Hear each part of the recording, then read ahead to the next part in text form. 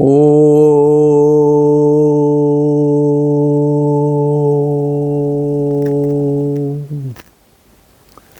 मातृपितृ चरणकमलेभ्यो नमः।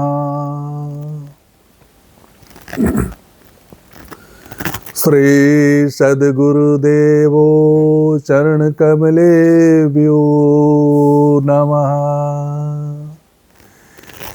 वर्णानामर्थसन्धानां छन्दसां छन्दसामपि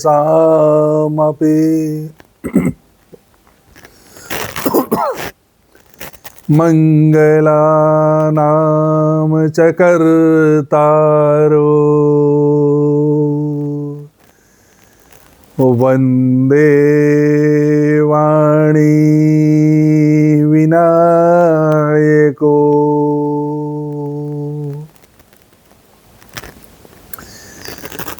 नीलाम्बुजश्यामलकोमलाङ्गं सीतासमारोपितवामभागम् पाणो महासायकचारुचापं नमामि रामं रघुवंशनाथम्।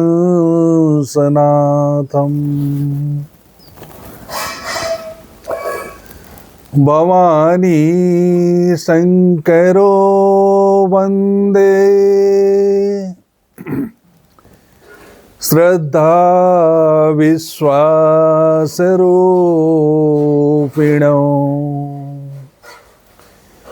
याभ्या विना न पश्यन्ति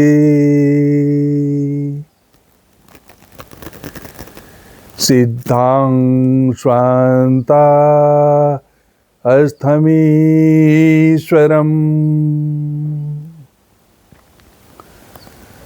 मनोजवं मारुततुल्यवेगं जितेन्द्रियां बुद्धिमतां वरिष्ठं वातात्मजं वानरयोधिमुख्यं श्रीरामदूतं शरणं प्रपद्ये। श्री गुरु चरण सरोज रज निज मन मुकुर सुधार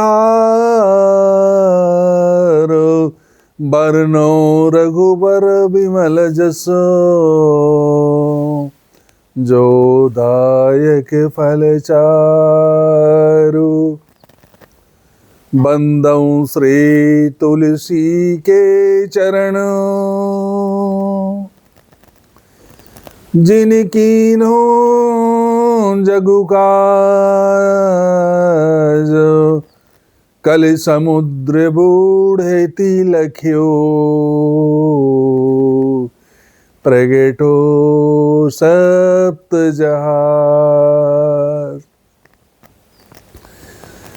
मंगल मूर्ति मारुति नंदन सकल मंगल मूल निकंदन पवन तनय संतन हितकारी हृदय विराजत अवध बिहारी।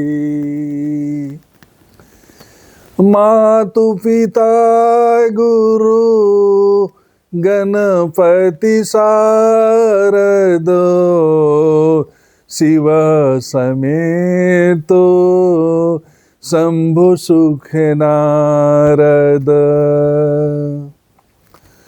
चरण बंद बिनवो सब काहू देव राम पद नेह निवाहु बंदौ राम लखन वैदेही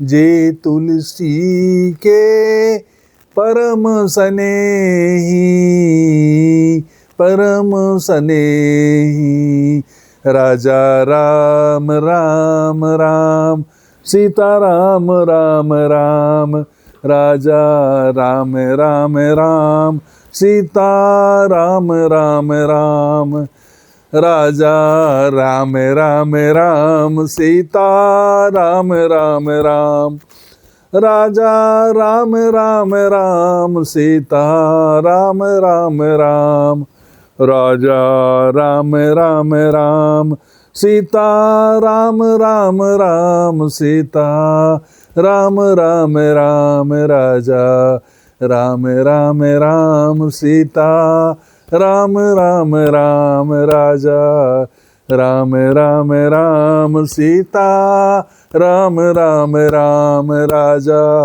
राम राम राम सीता राम राम राम राजा राम राम राम सीता राम राम राम राजा राम राम राम राजा राम राम राम। बोलिए श्यावर रामचंद्र की जय, श्री हनुमंत लाल की जय। जय जय श्री सीता राम।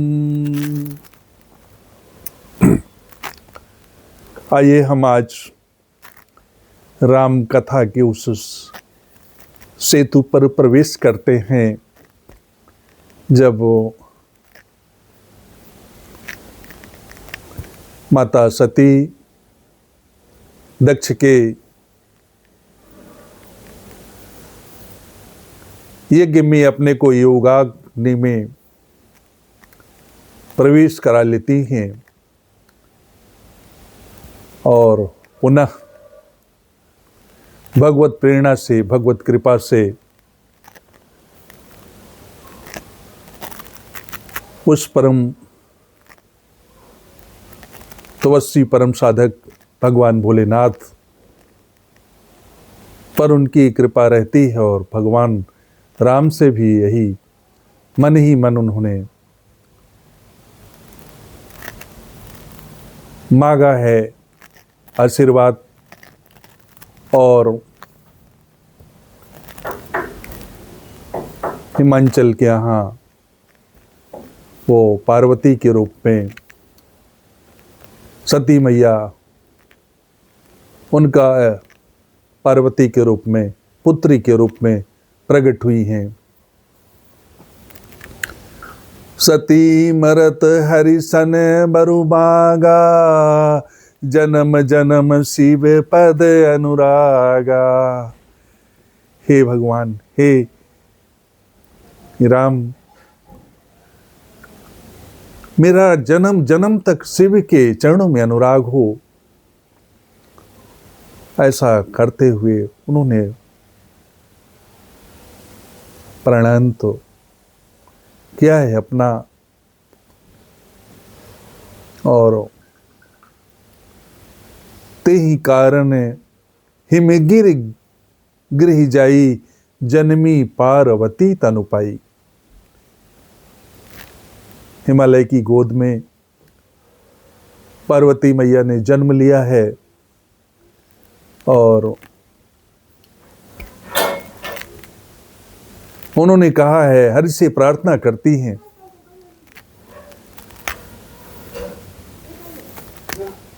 जन्म लेने से पहले उन्होंने प्रार्थना किया है कि भले ही मुझे किसी पत्थर के घर की कन्या बना देना, लेकिन चतुर घर में मुझको पैदा न करना, क्योंकि मैं जो जन्म मिलेगा जीवन भर चतुरता ही करती रहूंगी। इसलिए जन्म हो जाए, कम से कम दृढ़ संकल्प तो रहेगा। किसी पत्थर के यहाँ भी भले मेरा जन्म हो जाए, पर मेरा जो दृढ़ विश्वास होगा और निश्चय होगा वह अटल होगा। ऐसा पार्वती माता का अंतर मन का की भावना है। माता पार्वती के यहाँ, पार्वती जी का मैना के यहाँ जन्म होता है। उमा शैल गिरहि जाई, जब ते उमा शैल गिरहि जाई, सकल सिद्धि संपत्ति तह छई। हिमांचल के घर में, मैना के घर में पार्वती माता ने जन्म लिया है। सारी सिद्धियां उनके साथ में ओत प्रोत करती हुई वहां पर प्रकट होती हैं। पर्वतराज में मणियां दीप्यमान हो रही हैं। और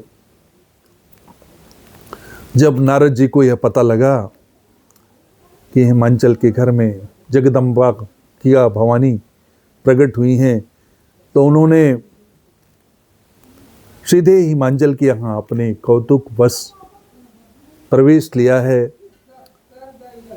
पर्वतराज ने उनका स्वागत किया है, पाद प्रक्षालन किया है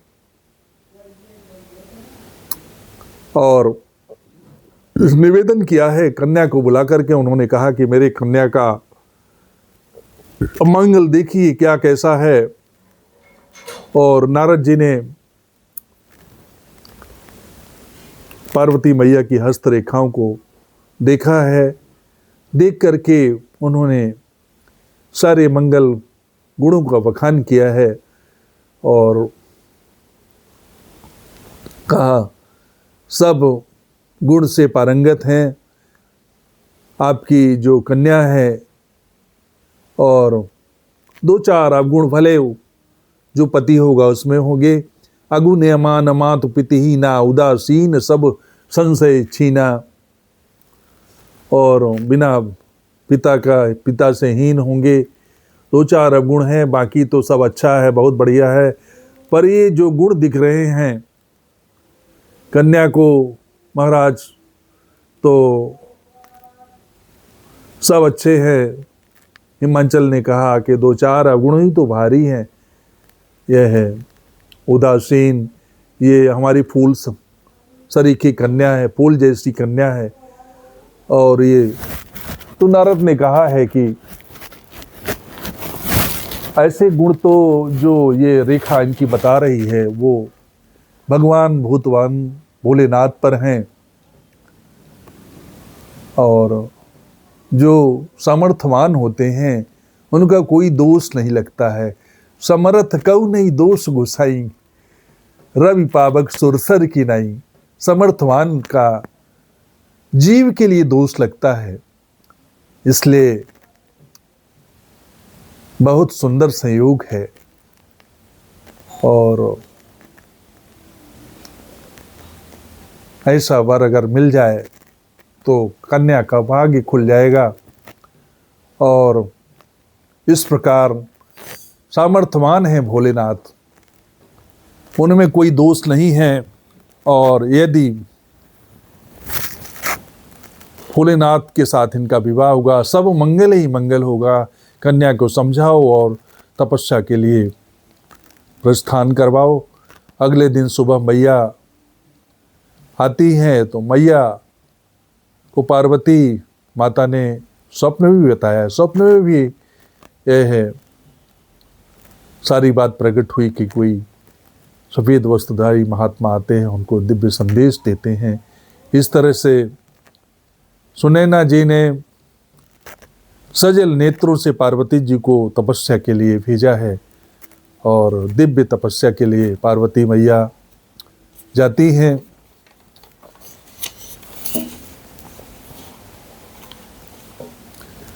पार्वती मैया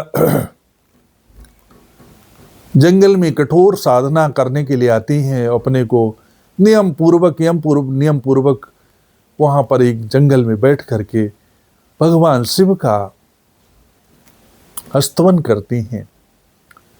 और काफ़ी दिन हो गए, ब्रह्मवाणी हुई, प्रसन्न होकर कोई दिव्य ब्रह्मवाणी होती है कि तुम्हारे इस तप से, त्याग से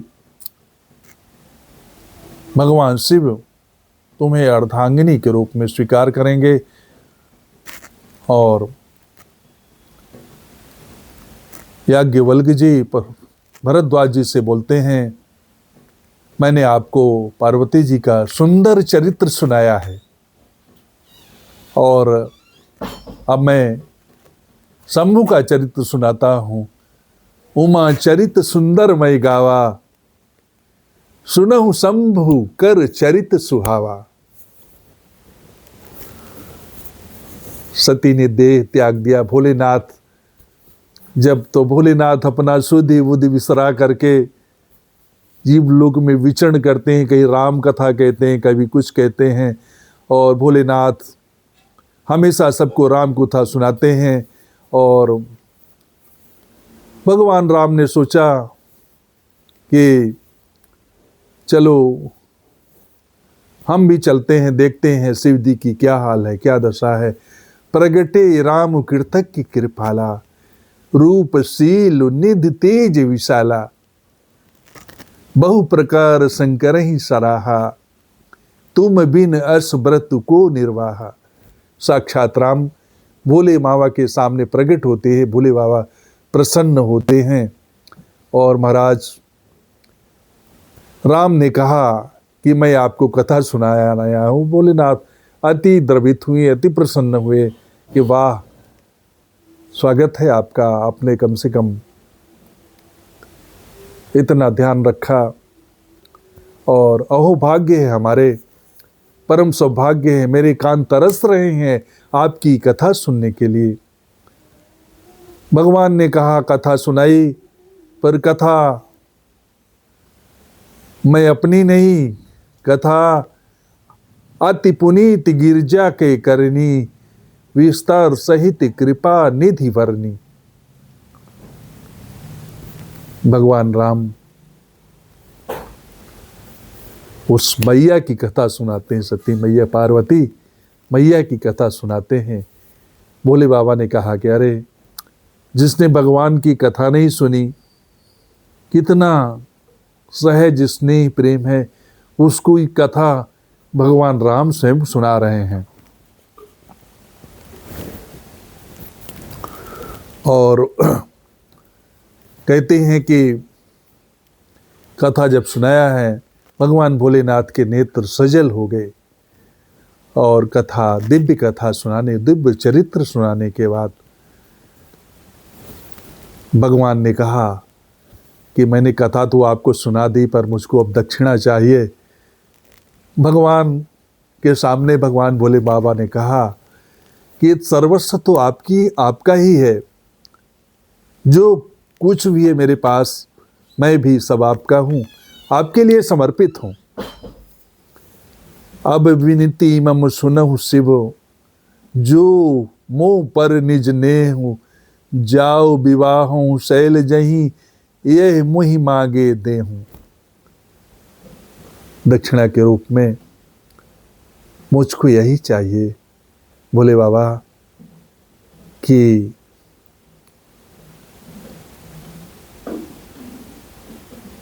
शैलजा के साथ आप विवाह करो और विवाह करके अपने जीवन को धन्य करो। भोलेनाथ ने कहा वैसे तो उचित नहीं है, पर कहे शिव तदपि उचित अस नाही, नाथ वचन पुण्य मेटि न जाही।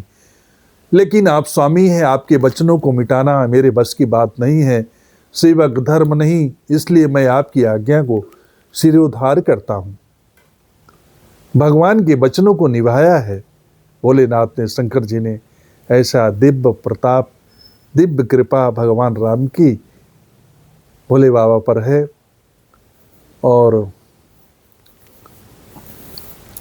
सिर धर आय सुकरिए तुम्हारा, परम धर्म यह नाथ हमारा। हे नाथ, आपकी आज्ञा का पालन करना मेरा तो परम सौभाग्य है और मैं आपकी आज्ञा को अपने सिर पर धारण करता हूँ। भगवान ने कहा ना ना ना, आपके सिर पर गंगा है, गंगा मैया हैं, और सिर पर रखोगे हमारी बात को तो गंगा की धारा से बह जाएगी, इसलिए इसको हृदय में रखो, इस बात को हृदय में रखो। और भगवान की दिव्य भावना समझ करके भगवान ने अपने उर में उसको रखा है। अब और राखे जो हम कहें, अंदर रखा है भगवान की भावनाओं को, भगवान के वचनों को। और इसके बाद अंतर्धान भय स्वभाषी शंकर सोई मूर्ति उर राखी। भगवान शिव ने उस रूप को अपने हृदय में धारण कर लिया है। बोले श्यावर रामचंद्र की जय।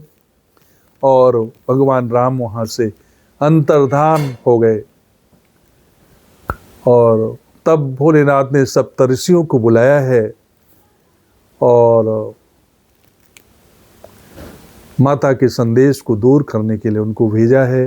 परीक्षा लेने की बात तो नहीं, पर संदेश को दूर करने, संदेह जो उनके अंदर था उसको दूर करने के लिए सप्तऋषियों को माता के पास भगवान भोलेनाथ ने भेजा है।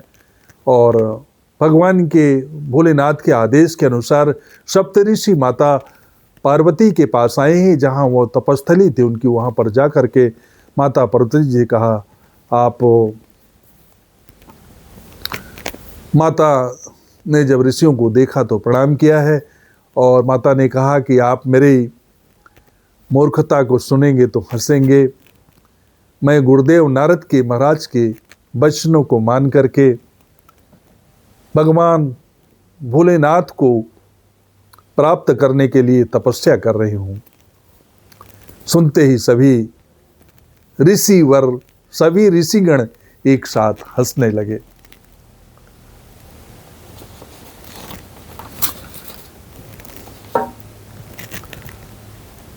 सप्तऋषियों ने कहा कि देवी तुम पत्थर की हो, बेटी हो, इसलिए ना ऐसी मूर्खता भरी बात कर रही हो। और क्यों ना हो, नारद जैसे गुरु, नारद के द्वारा किसी का भला नहीं हुआ। और चित्रकेतु, दक्ष, हिरण्यकशिपु सबका उन्होंने घर बर्बाद कर दिया। ऐसे व्यक्ति का उपदेश मानकर तुम शिव को पति के रूप में प्राप्त करना चाहती हो। और अभी भी कुछ नहीं बिगड़ा है, आपका विवाह हम नारायण से करवा देंगे। तब माता ने कहा कि मेरे लिए गुरु का आदेश ही सर्वोपरि है, चाहे मुझको हजार हजार जन्म लेना पड़े, पर मैं गुरु के वचनों पर अटल हूँ। और भगवान शिव के लिए ही प्रकट करने के लिए अपने जीवन में यह तप किया है। और तब जो ऋषियों का समूह है, सप्तऋषियों का, उन्होंने माता को आशीर्वाद दिया है और हंसते हुए प्रसन्नतापूर्वक वहाँ से आकर के सीधे भोलेनाथ के पास आए हैं। और माता पार्वती की प्रशंसा की है। और इधर भोलेनाथ के पास खबर लाते हैं। और हिमाचल पर्वतराज अपने बिटिया शैलजा को उस तपस्थली से सीधे घर लाते हैं। और उधर उसी समय तारक राक्षस पैदा होता है जो त्राही त्राही मचाए हुए है। और ब्रह्मा जी ने अपने योग बल से देखा तो उसका मारण भगवान श्री शंकर भोलेनाथ के पुत्र से होना है। अब भोलेनाथ का तो विवाह ही नहीं हुआ, तो पुत्र की तो बात ही दूरी है। इसलिए ने ब्रह्मा जी ने कहा कि इनका पहले विवाह कराया जाए, विवाह की तैयारी की जाए। पर जो है तो जिससे पुत्र पैदा हो, पुत्र के बाद तो राक्षस का उद्धार हो। और भोलेनाथ की समाधि भंग करने के लिए सभी ने कामदेव को बुलाया है, जागृत किया है। और भोलेनाथ को बुला करके भोलेनाथ फिर समाधि के राम नाम का स्मरण करके समाधि की अवस्था में हो जाते हैं। और समाधि में होता है तब उनको जगाए कौन? कामदेव जी को सबने मिलकर के बुलाया है। और तब जब राम तहाँ काम नहीं, जहाँ काम नहीं तहाँ राम, तुलसी कबहु न रह सके, रवि जननी एक ठाव, अंतर्धान भय असभासी, शंकर सोई मूर्ति राखी।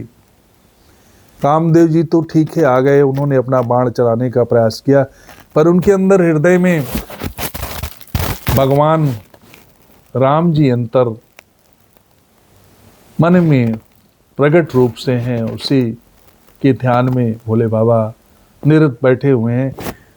भगवान ने सोचा कि मैं जब तक इनके अंदर बैठा रहूंगा तब तक काम का प्रभाव नहीं होगा, कामदेव का बाण नहीं लग पाएगा।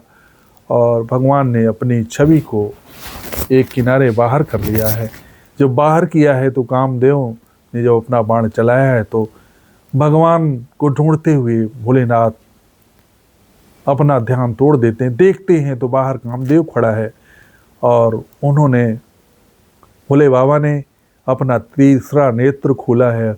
उस नेत्र खोलने पर की सीधे कामदेव भस्म हो जाता है। त्राही त्राही मचती है। रति विलाप करती हुई भोलेनाथ से प्रार्थना करती है कि मैं कामदेव की पत्नी हूँ और मुझे आशीर्वाद दीजिए। तब भगवान ने कहा है कि जब जदुवंश कृष्ण अवतारा हुई हैं, शरण महा महिभारा, कृष्ण तनय हुई हैं, पति तोरा वचन अन्यथा होई न मोरा।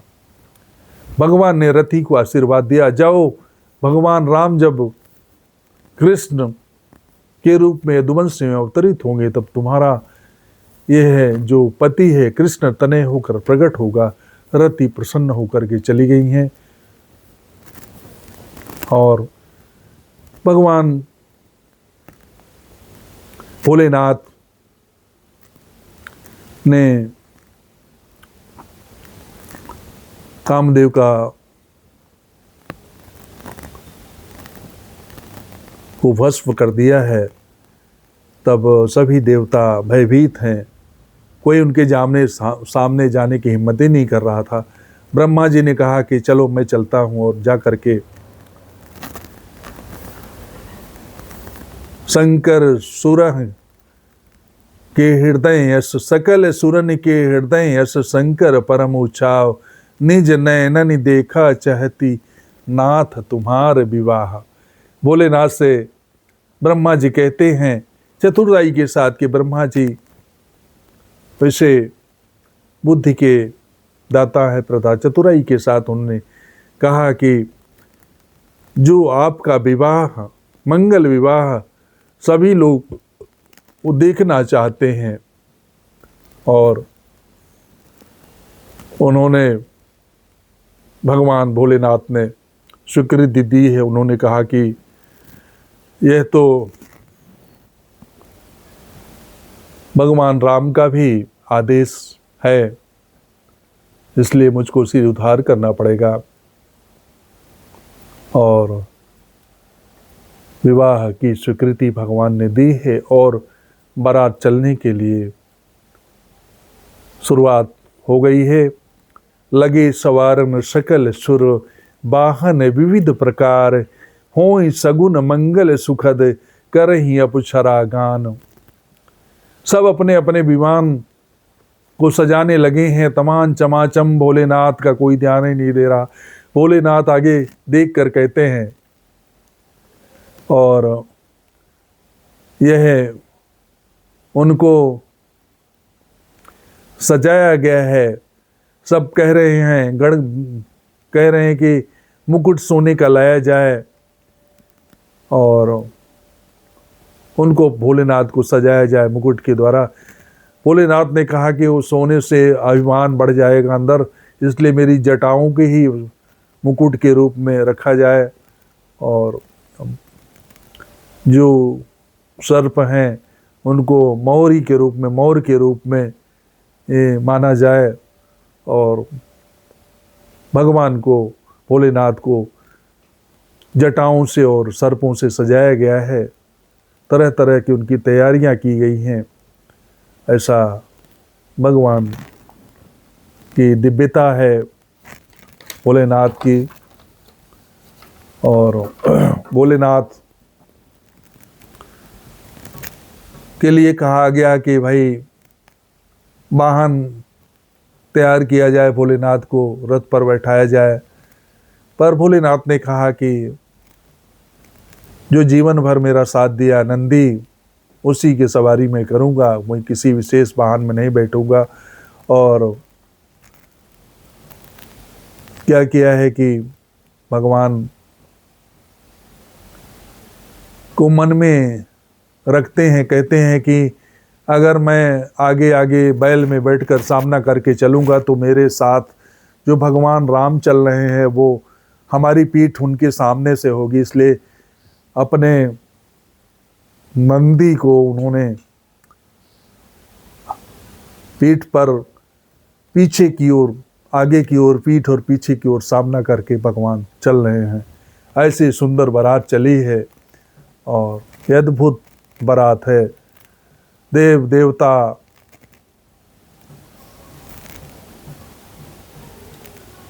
देवगण, इंद्र, नारायण बारातियों को देखने के लिए कुछ लोग आए तो देखा कि अरे ये तो बहुत दिव्य दिख रहे हैं। और लड़के कहने लगे कि अरे लगता है दूल्हे राजा ही हैं। इंद्र ने कहा नहीं नहीं, मैं दो दासों का दास हूँ और दूल्हे राजा तो उधर हैं अभी। और राम के पास भी दौड़ते हुए लड़के गए भगवान के पास, तो भगवान को भी देखा बड़े दिव्यता के साथ में है, लगता है यही है। ने कहा नहीं नहीं नहीं, मैं भगवान दूल्हे राजा आगे है। और बारात का बड़ा ये अद्भुत प्रसंग है। को मुखहीन विमुख मुख काहू, बिनु पद कर को बहुपद बाहु, विपुल नयन को नयन विहीना, हृष्ट पुष्ट को अत तन खीना। बराती है, किसी के पास मुख है, किसी के पास मुखे नहीं है, मुखहीन है, किसी के पास हाथ नहीं, किसी के पास पैर नहीं, और किसी के पास बहुत सारे पैर हैं। ऐसा दिव्यता के साथ में सारी बारात है। भूत प्रेत पिशाच डकालिनी सकालिनी सभी बारात में दिव्यता के साथ में है। विपुल नयन, किसी के पास बहुत सारे नयन हैं, आंखें हैं। को अंधा है, किसी के पास कोई नेत्र नहीं है। हृष्ट पुष्ट, बहुत सारी बारातियों में समानता असमानताएं हैं। तमाम विदेशों से भूत प्रेतों का समूह उस बारात में उमड़ा है। ऐसी भोले बाबा की दिव्य बारात है। और यह जो बारात है, हिमाचल में जब बारात वहाँ पर पहुँचती है, यहाँ हिमाचल रते बिचाना, अति विचित्र नहीं जाई वखाना।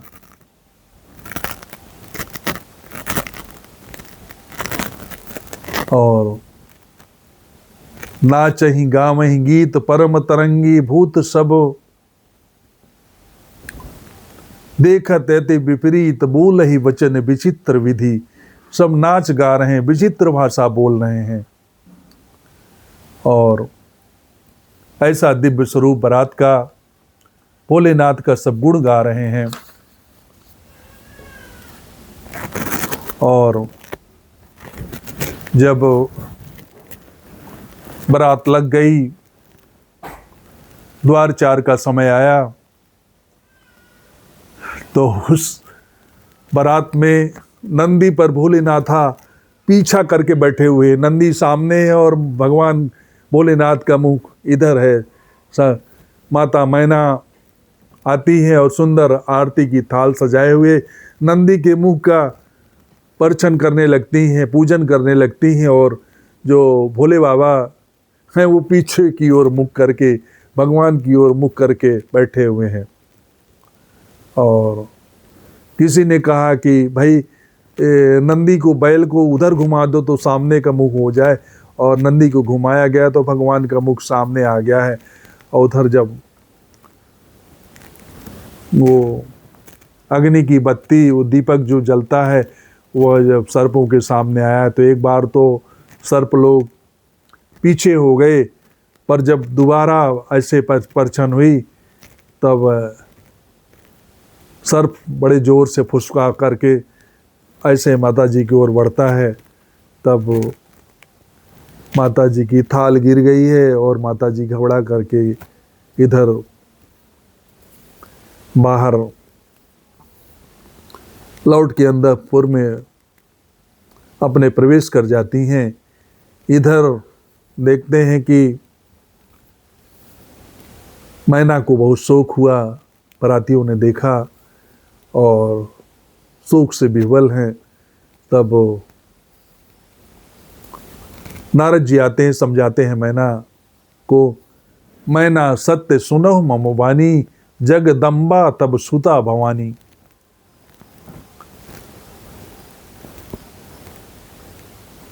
आप जिसको अपनी बिटिया समझ रहे हैं, बेटी समझ रहे हैं, वो जगत की माँ है, जगत जननी है, जगदम्बिका है।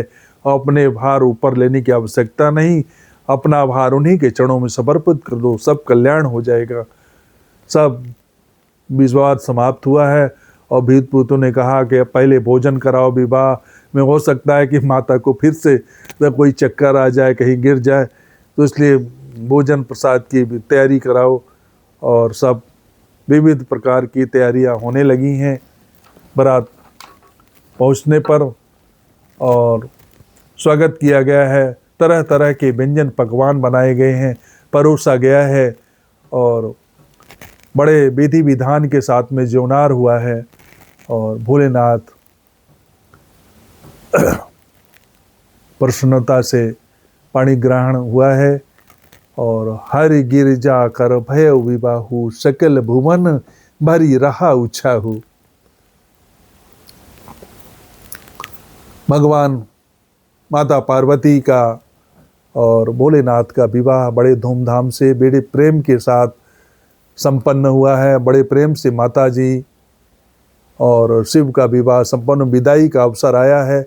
और विदाई के अवसर पर मैना पार्वती मैया को विदा किया गया और पार्वती मैया से कहा गया, बेटी सर्वथा शंकर जी की चरणों की सेवा करना, कहूँ सदा शंकर पद पूजा, नारी धर्म पति देव न दूजा।